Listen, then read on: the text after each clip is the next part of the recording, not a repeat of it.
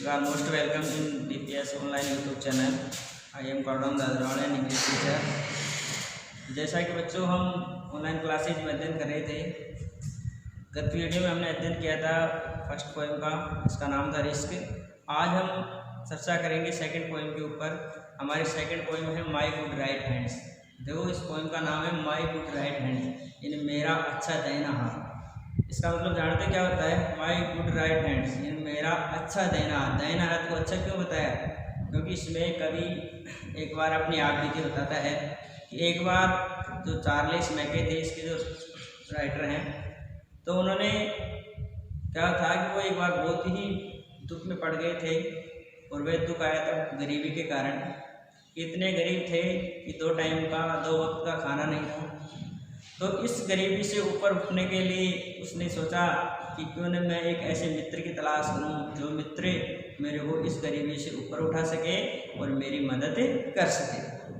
तो इस प्रकार से वो अच्छे मित्र को ढूंढने के लिए वो रवाना हो गया। वो सभी मित्रों के पास में गया, सभी परिचित लोगों के पास में गया, रिश्तेदारों के पास में गया, सगे संबंधियों के पास में गया और जाकर के अपनी गरीबी की चर्चा करने लगा। तो सभी लोग उसको उदासीन पाए।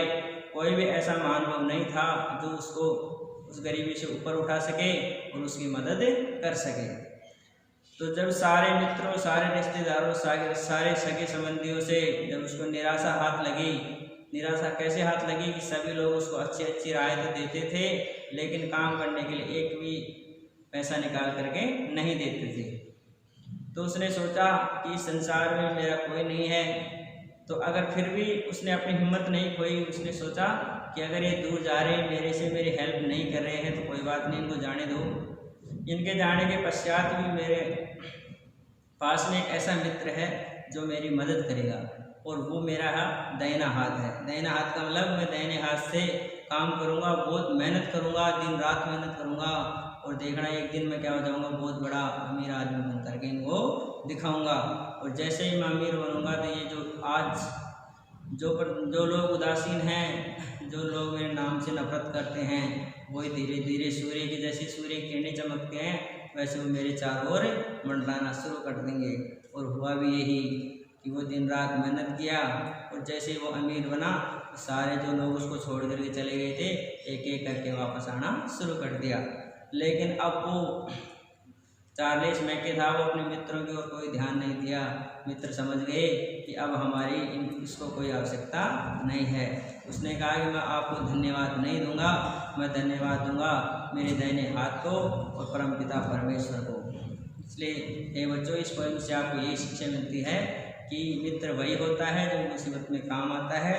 और दूसरी बात यह है कि संसार के ऊपर कभी विश्वास मत करो, विश्वास करो अपनी मेहनत के ऊपर, अपने कर्म के ऊपर, क्योंकि कर्म से ही आपको फल मिलेगा। वैसे सोए हुए शेर के मुंह में हिरण प्रवेश नहीं करता है। इसलिए आपको मेहनत करनी है, लोगों के ऊपर विश्वास कम करके और अपनी मेहनत के ऊपर विश्वास ज़्यादा करना सीखो। तो अब लेट्स गो इस पोएम को, ये तो था इसका सारा। अब इस पोएम को हम पढ़ते हैं। पोएम को पढ़ने से पहले मैं आपको इसके एक एक जो शब्द है, एक एक वर्ड है, इसका मैं अर्थ बता देता हूँ। देखो लेट्स गो चलते हैं।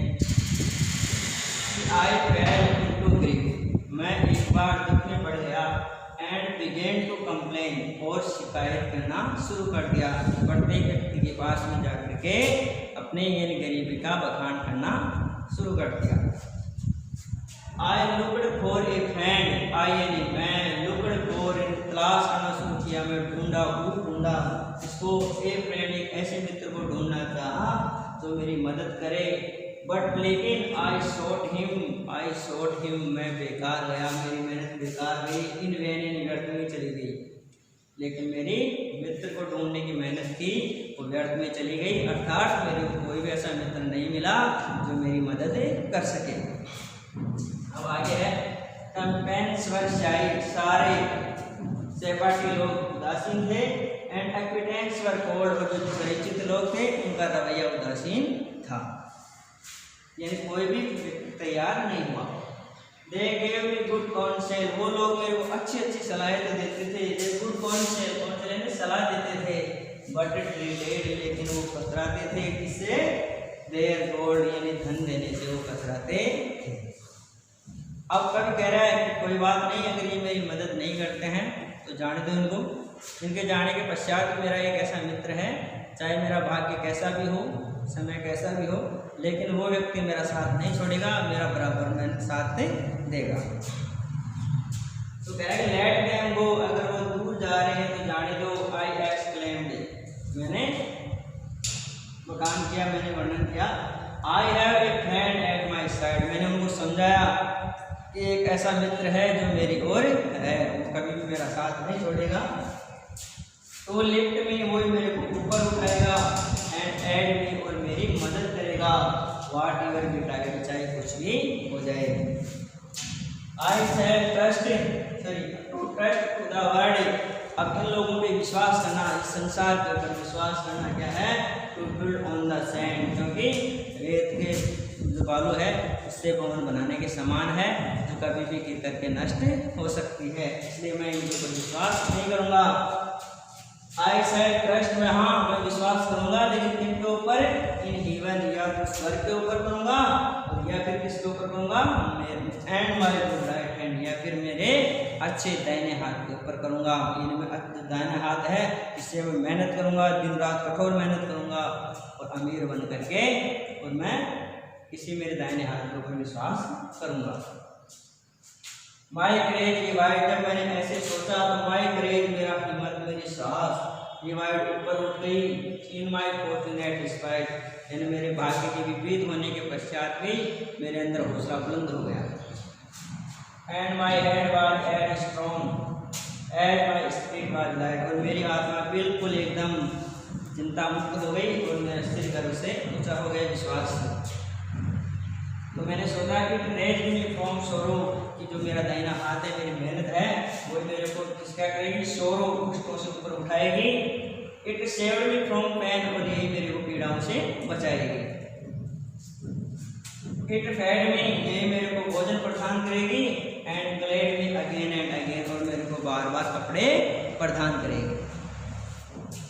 अब आगे है the friend who had left me, इस प्रकार से वो कभी, यानी अपने दाहिने हाथ के ऊपर विश्वास करके मेहनत करना शुरू कर दिया, और मेहनत कर, इतनी मेहनत की, इतना पैसा कमाया कि वो अमीर बन करके घर आया। और जैसे ही घर आया, देखो क्या रिएक्शन होती है। The friends who had left me, यानी जो लोग मेरे को छोड़ करके चले गए थे, कैम बैक एवरीवन, प्रत्येक व्यक्ति वापस आना शुरू हो गई। And darkest advisor bright as the sun, और जो लोग बिल्कुल छुप रहे थे मेरे नाम से, वो अब मेरे सामने इस प्रकार से आने लगे, जैसे सूर्य चमकता है ना, वैसे मेरे सामने वो मंडराने लगे, चमकने लगे। एंड हाँ, I need them no more as they all understand, लेकिन मैं उनकी ओर ध्यान नहीं दिया, और इस बात से वो समझ गए कि अब हमारी इसको कोई आवश्यकता नहीं है, अब ये हमारे ऊपर कोई विश्वास नहीं करता है। इसलिए इस बात को अच्छी तरह समझ गए कि आई नीड देम, मुझे उनकी कोई आवश्यकता नहीं है, एज दे ऑल अंडरस्टैंड, इस बात को सारे समझ गए। आई थैंक दी, मैं धन्यवाद दूंगा इनको, उनको नहीं। I trust my good right hand, मैं मेरे दाहिने हाथ को धन्यवाद दूंगा। इस प्रकार से कवि है वो इस पोएम का वर्णन करता है। अब मैं एक लाइन का अर्थ आपको एक बार पुनः बता देता हूँ। आई फेल इनटू ग्रीफ, मैं एक बार दुख में पड़ा। And began to complain, began शुरू हो गया, टू कंप्लेन शिकायत करना शुरू हो गया, प्रत्येक व्यक्ति के पास में जाकर के गरीबी की शिकायत करना स्टार्ट कर दिया, भाई कोई भी आओ और मेरी मदद करो। I looked for a friend, और मैं इस गरीबी से ऊपर उठने के लिए एक मित्र की तलाश करना शुरू कर दिया, मित्र ढूंढना शुरू कर दिया। But I sought him in vain, लेकिन मुझे कोई भी मित्र नहीं मिला, ऐसा कोई भी मानव नहीं मिला जो मेरी मदद कर सके। कंपेन्स वर शाई, सारे सहपाठी उदासीन थे। एंड अटेंडेंट्स वर कोल्ड, सारे जो परिचित लोग थे वो उदासीन लगे थे, इन मेरी ओर ध्यान ही नहीं दे रहे। They gave me good council, वो मेरे को अच्छी अच्छी सलाह तो देते, बट ट्रीटेड देयर गोल्ड, लेकिन वो धन देने से कतराते थे। अब आगे है लेट देम गो। अब कभी कह रहा है कि let them go, let them go, अगर वो जा रहे हैं तो उनको जाने दो। आई एक्सप्लेन, मैंने ये बात उनको समझाई। आई हैव ए फ्रेंड, ये मेरे पास में एक ऐसा मित्र है, एट माई साइड, जो हमेशा मेरी ओर रहेगा। तो लिफ्ट में, वही मित्र मेरे को ऊपर उठाएगा, एंड एड में, और मेरी मदद करेगा। व्हाट एवर डिसाइड, चाहे कुछ भी हो जाए, चाहे कुछ भी हो जाए, वो व्यक्ति मेरी बराबर बराबर हेल्प करेगा। To trust to the world, इस संसार के ऊपर विश्वास करना, is to build on the sand, एक रेत के ऊपर भवन बनाने के समान है, इसलिए मैं इन लोगों के ऊपर विश्वास नहीं करूंगा। आई सेल ट्रस्ट, वहां मैं विश्वास करूंगा किसके ऊपर, किसके ऊपर विश्वास करूंगा, इन हेवन, या तो उस भगवान के ऊपर विश्वास करूंगा, and my good right hand, या फिर मैं मेरे दाहिने हाथ के ऊपर विश्वास करूंगा। माई करेज डिवाइड इन माई फॉर्चुनेट एस्पाइड, इस प्रकार से जब इतना विश्वास हो गया तो उसकी आत्मा एकदम हल्की हो गई और हृदय क्या हो गया, पूर्ण विश्वास से ऊंचा हो गया।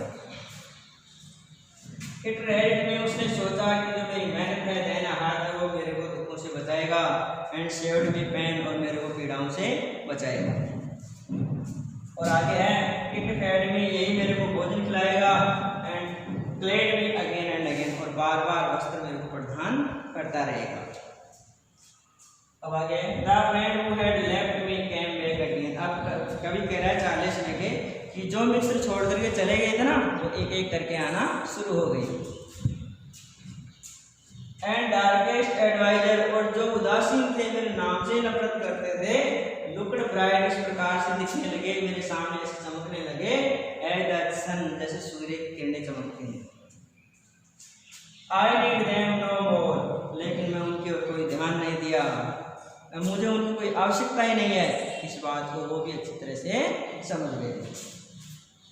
आई थैंक दी, मैं उनको धन्यवाद दूंगा, मैं कह रहा हूँ कि मैं धन्यवाद दूंगा, किनको, उन लोगों को नहीं, मैं दूंगा धन्यवाद या तो मेरे दाहिने हाथ को, या उस परमपिता परमात्मा को, जिसने मेरे को गरीबी से ऊपर उठाया। I trust my good right hand, मैं मेरे दाहिने हाथ को क्या करूँगा, धन्यवाद दूंगा। तो देखो, आपको एक्सप्लेनेशन करना मैंने बता दिया था, इस प्रकार से आपको एक्सप्लेनेशन करनी है। सबसे पहले रेफरेंस लिखना है, फिर उसके बाद में कॉन्टेक्स्ट लिखना है, फिर उसके बाद में एक्सप्लेनेशन करनी है। रेफरेंस में सबसे पहले जो पोइट और पोइम दोनों का नाम लिखा जाता है, इसमें लिखेंगे द फॉलोइंग, प्रस्तुत पंक्तियाँ, the following lines have been taken, प्रस्तुत पंक्तियाँ ली गई हैं फ्रॉम द पोइम,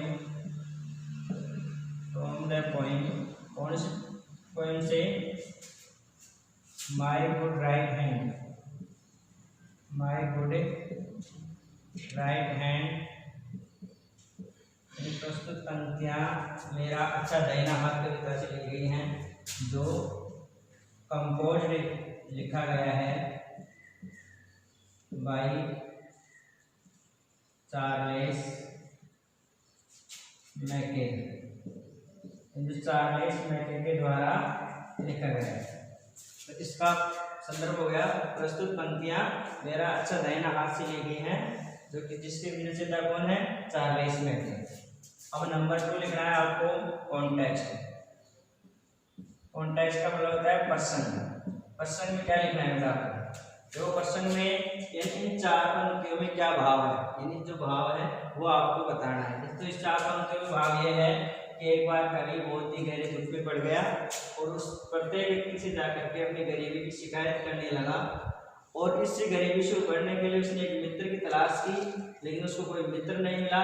सारे सहपाठी, सारे रिश्तेदार थे वो उदासीन थे, हालांकि वो उसको अच्छी सलाह तो देते थे, लेकिन उसकी सहायता करने के लिए उसको आर्थिक धन नहीं देते थे। तो इस प्रकार से इसमें है, इन दीज लाइन्स, इन पंक्तियों में, द पोएट कवि ने, इज टोल्ड अस, हमें बताया है, अबाउट, किसके बारे में, the poverty, of the poet.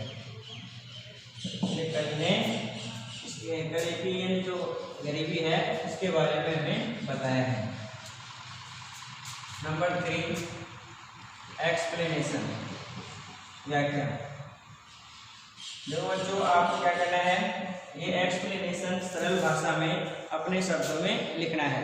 तो सबसे पहले आप इसको सरल भाषा में स्थानांतरित करो, उसके बाद में छोटे छोटे वाक्य बनाओ और क्रमबद्ध रूप से एक के बाद दूसरा वाक्य लिखो। सबसे पहले लिखो, वंस एंड एक बार द पोएट यानी कवि फेल यानी गिर गया इनटू डीप सोरो, बहुत ही गहरे दुख में। और वो दुख किसके कारण से आया बेटा, ड्यू टू पोवर्टी यानी गरीबी के कारण से आया। हिज कंडीशन, की हालत, बिकेम बन गई, वेरी बैड बहुत ही बुरी। ही हैड नथिंग, उसके पास में कुछ भी नहीं था। टू ईट इन खाने के लिए, एंड वियर और पहनने के लिए। सो इसलिए वह इस गरीबी से ऊपर उठने के लिए एक मित्र को ढूंढने लगा। सो ही डिस्कवर्ड, उसने ढूंढा। सो फ्रेंड, ऐसे मित्र को, वो कुड हेल्प हिम, जो उसकी सहायता कर सके। Help him but nobody saw him, लेकिन कोई भी व्यक्ति उसको ऐसा दिखाई नहीं दिया। ऑल एंड सभी लोग उसको अच्छी अच्छी सलाह तो देते थे, लेकिन उसको धन कोई भी नहीं देता था। तो ऑल फ्रेंड्स एंड रिलेटिव्स, सारे मित्र और रिश्तेदार, गेव हिम गुड एडवाइस। इस प्रकार से आपको छोटे छोटे वाक्य बना करके लिखना है। गुड एडवाइस से, बट लेकिन, nobody gave him money, लेकिन कोई भी व्यक्ति उसको धन नहीं दिया। सो इस प्रकार से वी न्यू, हमने जाना कि ए फ्रेंड, एक मित्र, इज दैट, एक मित्र वही होता है, हु यानी जो, हेल्प्स इन ट्रबल, जो मुसीबत में काम आता है। इस प्रकार से आपको एक्सप्लेनेशन लिखनी है बेटा। सबसे पहले रेफरेंस लिखना है, जिसमें पोएट और पोएम दोनों का नाम लिखना है। नंबर 2 आपको कॉन्टेक्स्ट लिखना है, जिसमें आपको ये बताना है कि 4 पंक्तियों में कौन सा भाव है, उस भाव के बारे में बताना है। तीसरा नंबर है एक्सप्लेनेशन, इसमें आपको सरल भाषा में अपने लैंग्वेज में छोटे छोटे सेंटेंस बना करके लिखना है। इस प्रकार से 1 नंबर इसका, 1 नंबर इसका, 2 नंबर और 2 नंबर एक्सप्लेनेशन, यानी 4 नंबर की ये एक्सप्लेनेशन आती है। थैंक यू बेटा, धन्यवाद।